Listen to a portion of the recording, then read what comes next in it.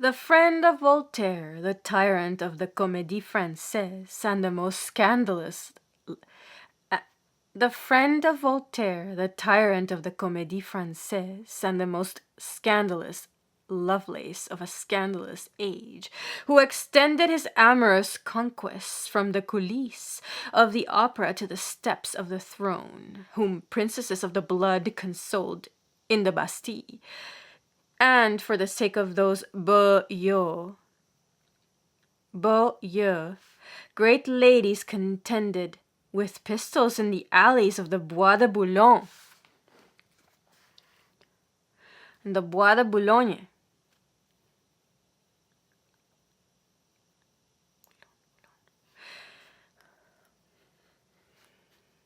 And for the sake of whose beaux yeux, great ladies contended with pistols in the alleys of the Bois de Boulogne.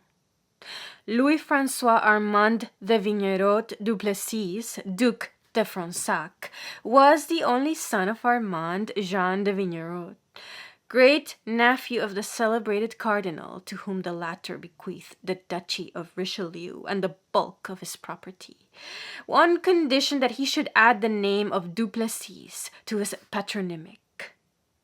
Armand Jean de Vignerot was married 3 times, firstly to Anne Poussard du Villain, a widow of the Marquis de Pons and sister of the great Condes Inamorata. Marthe du Villain, secondly, to Anne Marguerite d'Assigny, and finally in 1702, at the age of 73, to Marguerite Thérèse Rouillet, widow of the Marquis de Noailles.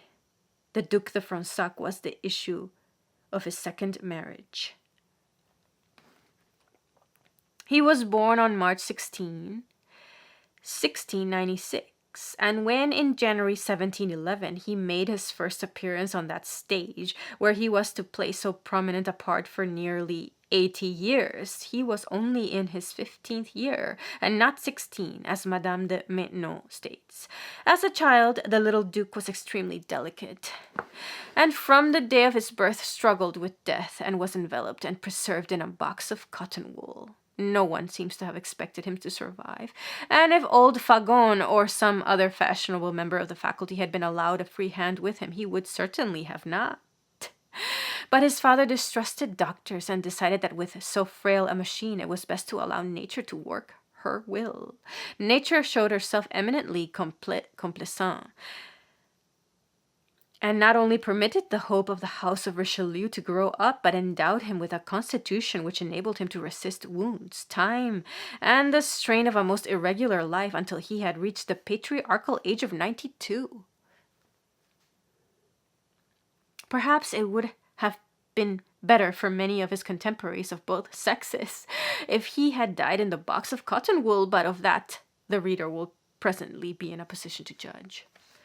His education appears to have been much neglected, for his father, who had little book learning himself and was a very indolent old gentleman, left it entirely in the hands of a gouverneur, who unhappily was quite incompetent. Besides, the child was willful and greatly preferred play to study, in which he was seconded by his gouverneur, who, wishing to preserve his post, boasted continually of the progress of his pupil, although he made very little. Louis XIV naturally entertained the greatest respect for the family of the great cardinal, whose iron rule had broken the power of feudalism and paved the way for his own autocratic regime. The Duc de Richelieu had been a good friend to Madame de Maintenon in the days when she was the widow Scarron, and the extraordinary position to which she eventually attained was as yet undreamed of, and to such the old lady was always faithful. Monsieur de Fronsac therefore entered upon his career as a courtier under exceptionally favorable auspices, and the qualities which Madame de Maintenon has described, speedily made him the pet of all the ladies.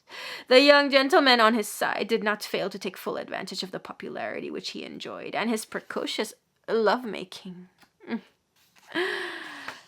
so disquieted his venerable father that he decided to provide him with a wife without delay, and on February 12, 1711, married him to Anne Catherine de Noailles.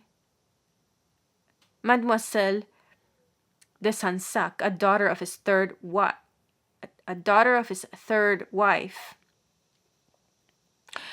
by her previous husband.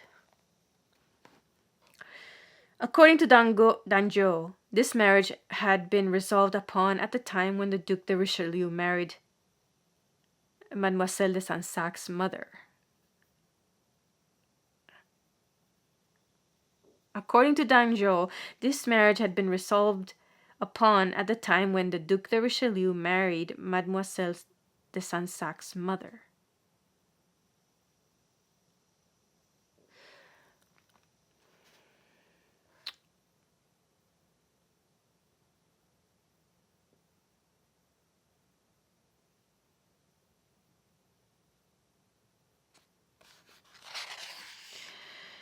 The young gentleman on his side did not fail to take full advantage of the popularity which he enjoyed and his precocious lovemaking. So disquieted his venerable father that he decided to provide him with a wife without delay, and on February 12, 1711, married him to Anne Catherine de Noailles, Mademoiselle de Sansac, a daughter of his third wife by her previous husband. The wedding ceremony took place in the private chapel attached to the palace of Cardinal de Noailles, Archbishop of Paris, who was the bride's uncle. Mademoiselle de Sansac, who was some 18 months older than her youthful consort, was well-made, sensible, and a very great heiress, but she had no pretensions to beauty. Moreover, Monsieur de Fronsac was highly indignant at having a wife thrust upon him in this high-handed manner, and testified his resentment by treating the poor girl with the most withering disdain and indulging in numerous gallantries.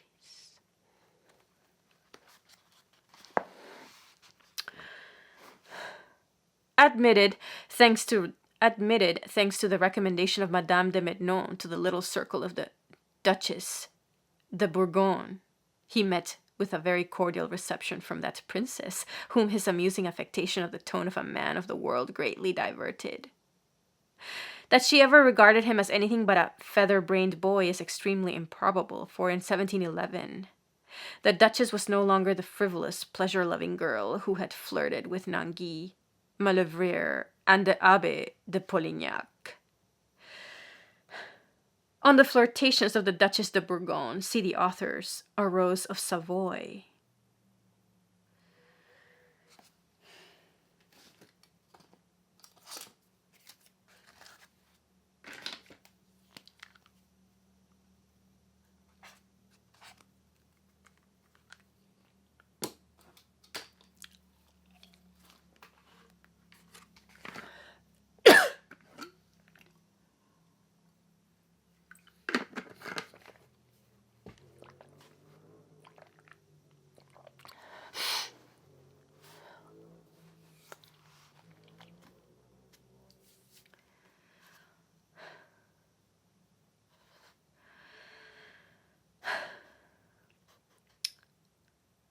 That she ever regarded him as anything but a feather-brained boy is extremely improbable, for in 1711 the Duchess was no longer the frivolous, pleasure-loving girl who had flirted with Nangis, Maulevrier, and the Abbé de Polignac, but a sensible young woman who was beginning to realize the obligations which her position entailed and to appreciate at something like its true worth the passionate devotion which her husband entertained for her.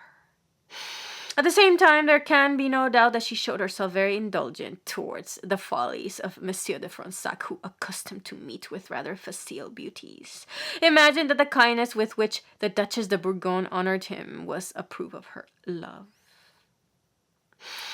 And in this persuasion pushed his presumption to the point of scandal.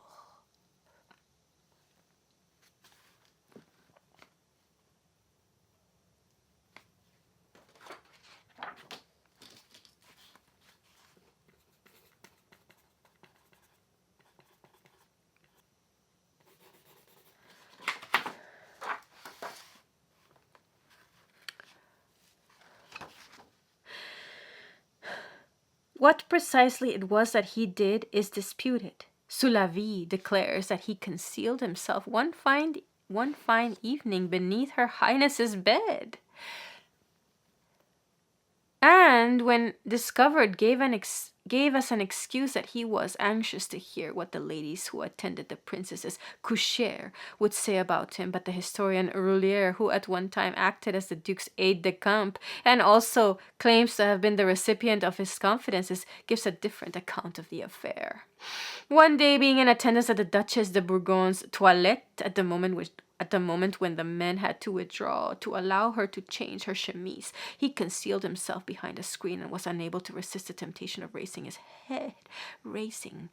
head above it in order to show the princess the excess of his love and of his temerity. The Dauphine, on the spur of the moment, gave a shriek. Fronsac was perceived by all the women. They all swore to him to keep the secret, and they blurted it out without any desire to injure him, but through fear of being forestalled. Each of them wishing to be the first to give information about this little episode. The king heard about it and believed that it behooved him to punish this audacity on account of the consequences which it might entail. He sent him to the Bastille.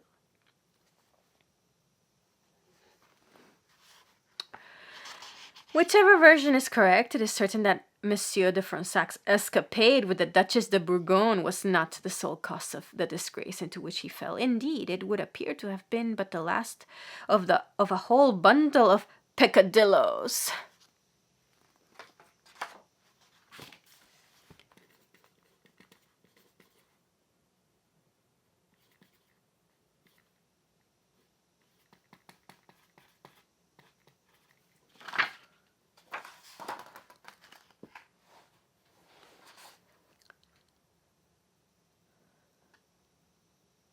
For on March 22nd, 1711, we find the Madame de Maintenon writing to the Duc de Noailles, then commanding in Spain, as follows.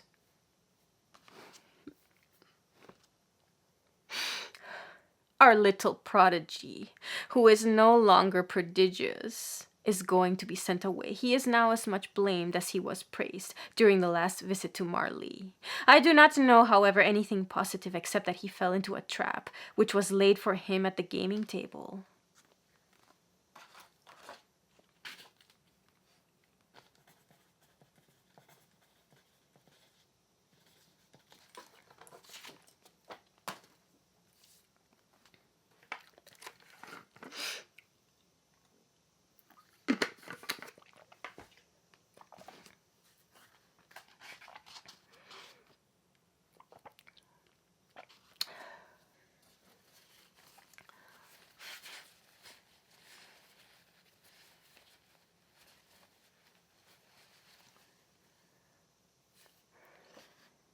He lost 20 or 30,000 francs at Cannes, playing with a man who is believed to have had many persons at the table interested in his success.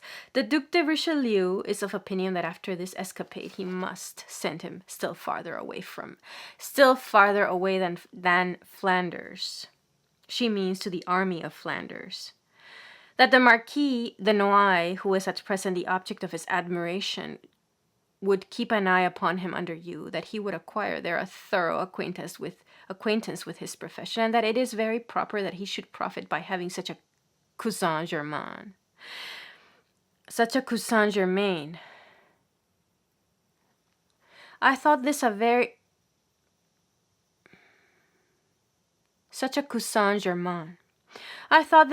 wise decision, and I trust that he will not embrace you more than reason. He is the most amiable doll that it is possible to see.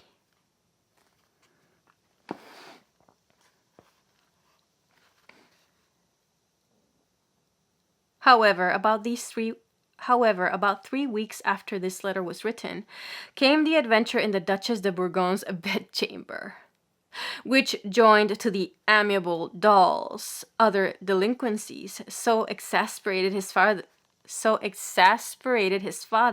that he decided that his exile to Spain would be far too light a punishment, and on the advice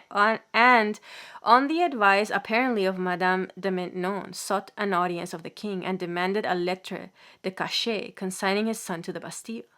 The lettre de cachet, which is still in existence and bears the words pour correction, was duly accorded the irate parent, who on April 22nd, 1711, himself conducted his young hopeful to the Bastille, where he threatened to leave him to rot if he did not mend his ways. The Duc de Fronsac, son of the Duc de Richelieu, writes the discreet Dangeau, having committed some fresh imprudence, his father begged the king to have him placed in the Bastille, where he now is. It is said to be the family's intention for him to remain there some time. He is so young that there's great hope that he will reform, particularly as he is very intelligent. In the closing years of the reign of Louis XIV, the famous fortress prison in the Rue Saint-Antoine was a much less awesome place than it had been a century earlier.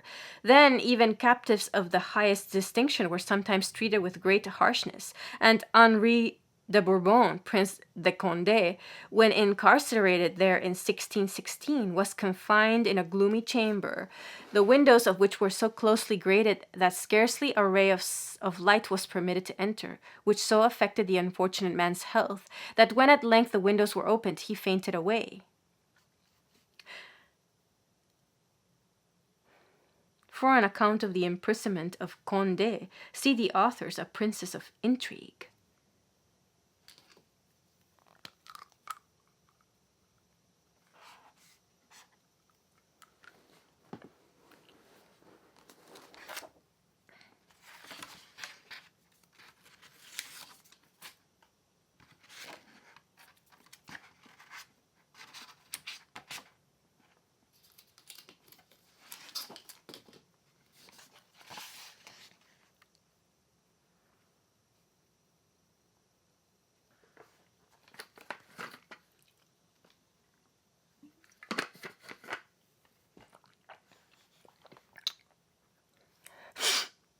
But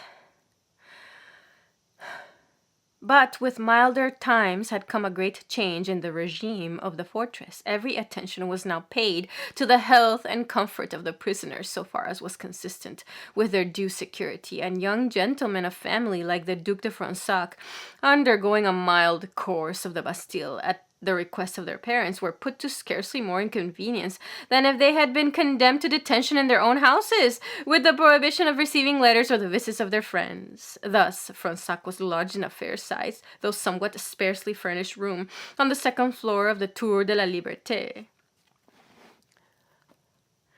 The singular appellation had come to it from the circumstance that it had been the part of the Bastille where prisoners were lodged who enjoyed exceptionally favorable treatment, those who had the liberty of walking during the day in the courtyard of the chateau. These prisoners were said to be in the liberty of the court. The officers of the chateau called them the prisoners of the liberty, in contradistinction to the prisoners in durance, and that one of the 8 towers in which they were lodged was thus quite naturally called the Tour de la Liberté.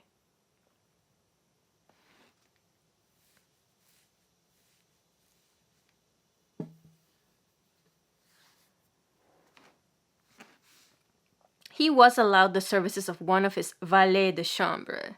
He was permitted to take regular exercise in the inner courtyard of the fortress. A learned and pious ecclesiastic, the Abbé de Saint-Remy, who had been chosen by the king, visited him every day for the purpose of his intellectual and moral improvement.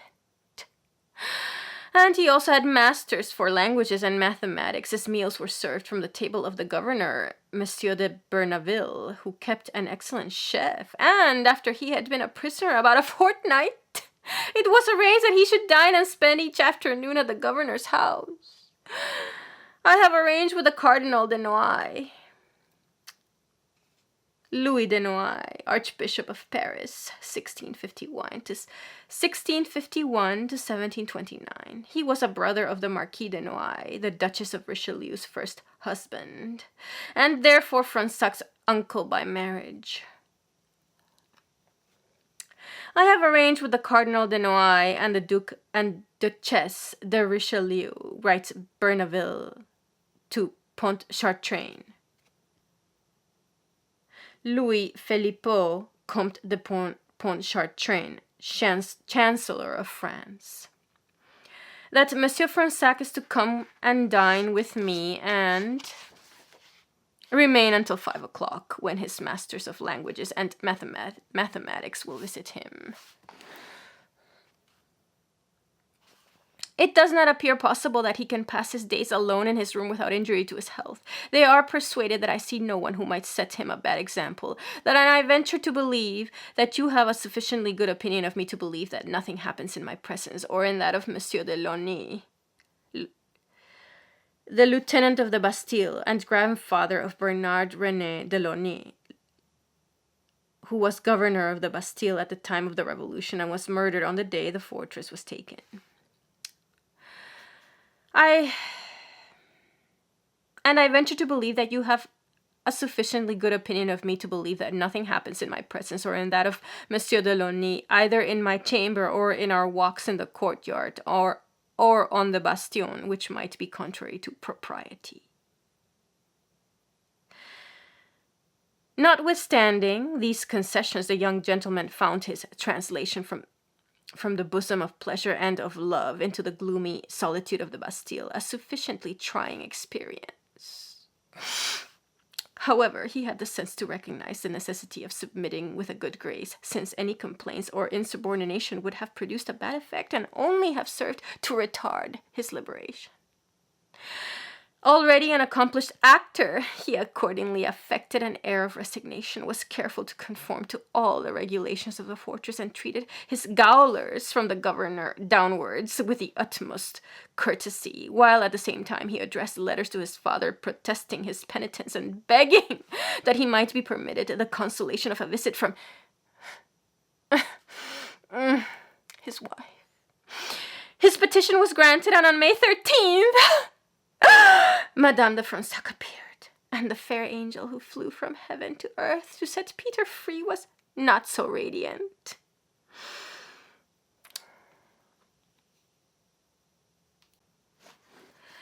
The Duc de Richelieu, writes Bernaville, wrote to me yesterday that he had granted Monsieur de Fronssac's request that his wife should pay him a visit in the Bastille. She came in the evening with the intendant of the house. I received them in my apartment, where they decided to remain. The Duc de Fronsac received her very well and expressed his gratitude to her for having so quickly obtained permission to see him. And he adds, I have nothing personally but praise for his conduct towards myself and my officers. There is no one more civil or more courteous. He anticipates our wishes in every way, and no one who was ignorant of his past life, which he deplores every day, could suspect him of having committed the least fault. One can only hope that he will continue in the excellent sentiments which we now perceive in him, and the good resolutions which he is forming to lead a better life in the future. I shall have the honor of rendering you an account of everything which happens concerning him, as in regard to all the rest of the Bastille. By the beginning of July, Monsieur de Fronsac was considered to have made sufficient progress on the road to reformation,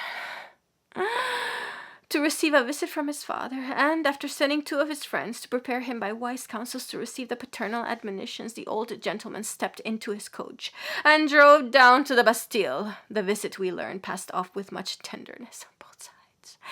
Monsieur de Fronsac declared that he recognized all his faults, that he would never forget the favor which the king had done him in sending him there to make him do penance for them and repair them, that he was only too happy to be there, that he would neglect nothing which depended on him to repair them and to render himself worthy of his majesty's kindness, and so forth. And he ended by protesting that, so far from being impatient to quit the Bastille, he would regard a speedy liberation as a great misfortune. Excellent actor though he was, he seems to have a little overdone his part on the present occasion.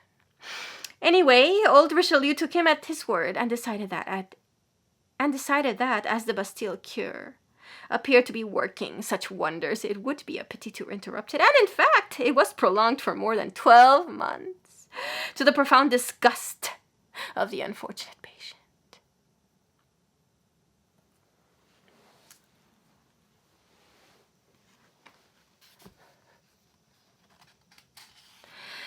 In the interval, however, the prisoner came near to obtaining his release in a way which neither he nor his father had reckoned with.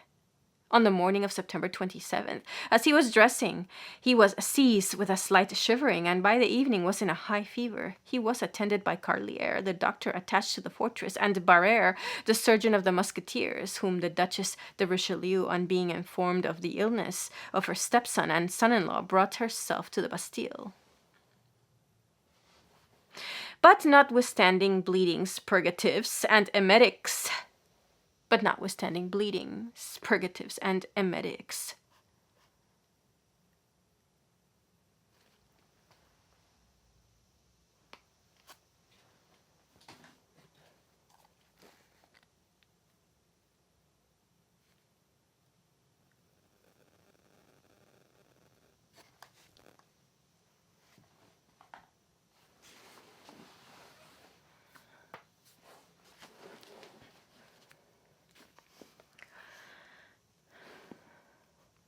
the fever continued. And in the afternoon of the following day, it was deemed advisable to send for a confessor. The divine selected was a certain Père Dolé, one of the missionaries of Saint Vincent de Paul. One of the missionaries of Saint Vincent de Paul, and Bernaville assures Pontchartrain that he and his penitent were very satisfied with one another.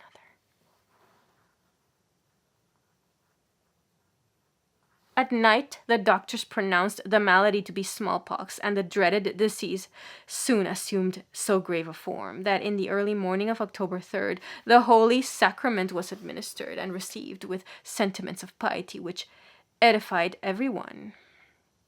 For several days, the young Duke hung between life and death, though the condition of his conscience was pronounced to be most satisfactory, which doubtless proved a great consolation to his sorrowing relatives,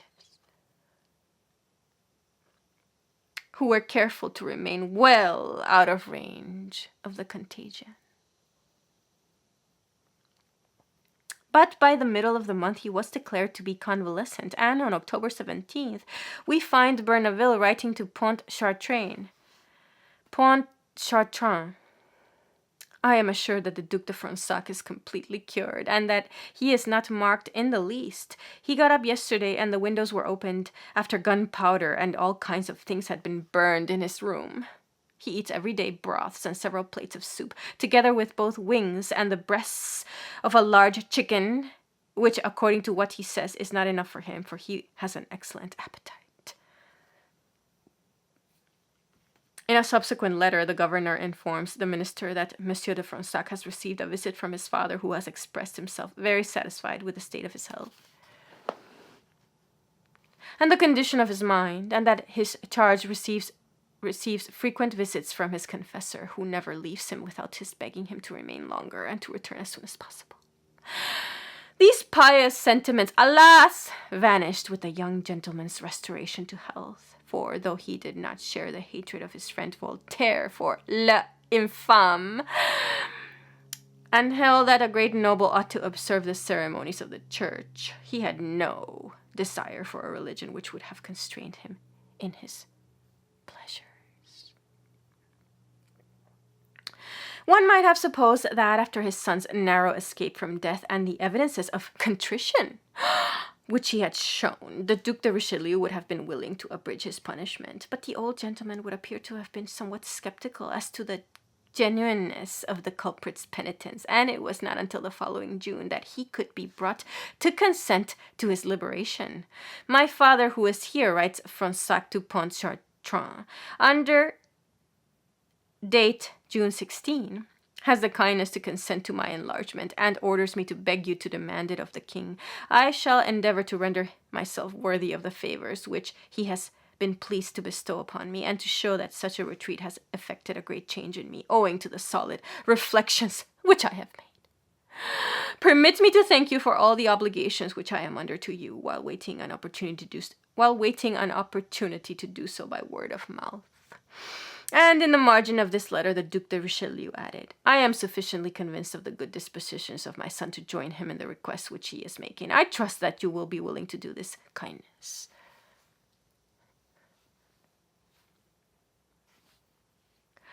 The minister carried this letter to Louis XIV and then sent it to the governor of the Bastille with the following note in the margin. Read it to the king. Since the father demands it, the king is pleased to set him at liberty and that I should expedite the orders of release as soon as possible and send them to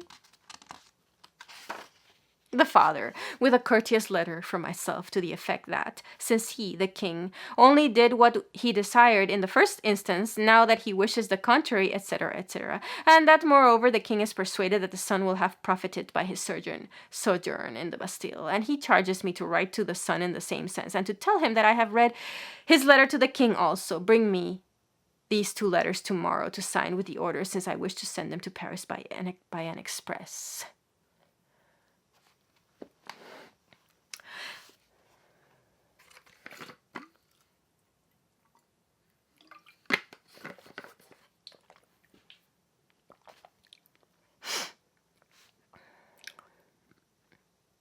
And 3 days later, Bernaville writes to Pontchartrain, I have just received the order which you have the goodness to send me for the Duc de Fronsac. He is remaining with us until the Duchesse de Fronsac comes to fetch him.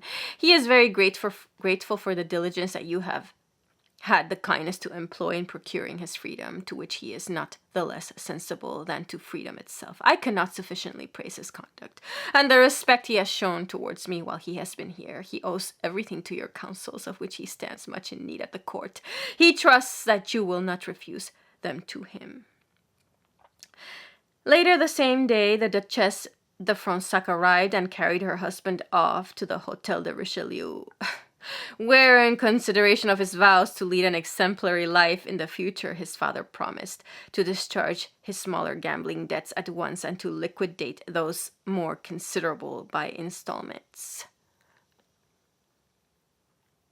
Aware that the surest means of rehabilitating himself in Louis XIV's estimation would be a term of foreign service, and infinitely preferring the prospect of hard fighting on the frontier to that of living at the court or in Paris under the paternal surveillance, and pretending to be devoted to a wife to whom he was more than indifferent, Fronsac solicited the king's permission to join the army of Flanders.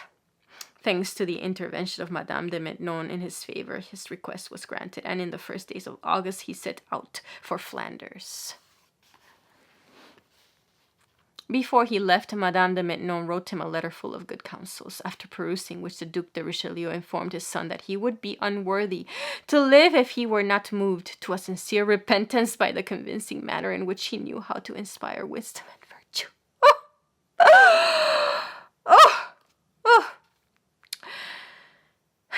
The Duc de Fronsac, who came out of the Bastille 6 weeks ago, writes Danjou, goes to serve in Flanders in the Musketeers, and has taken leave of the king, who commended him to me more prudent, and spoke, besides, with much kindness and consideration of the Duc de Richelieu, his father.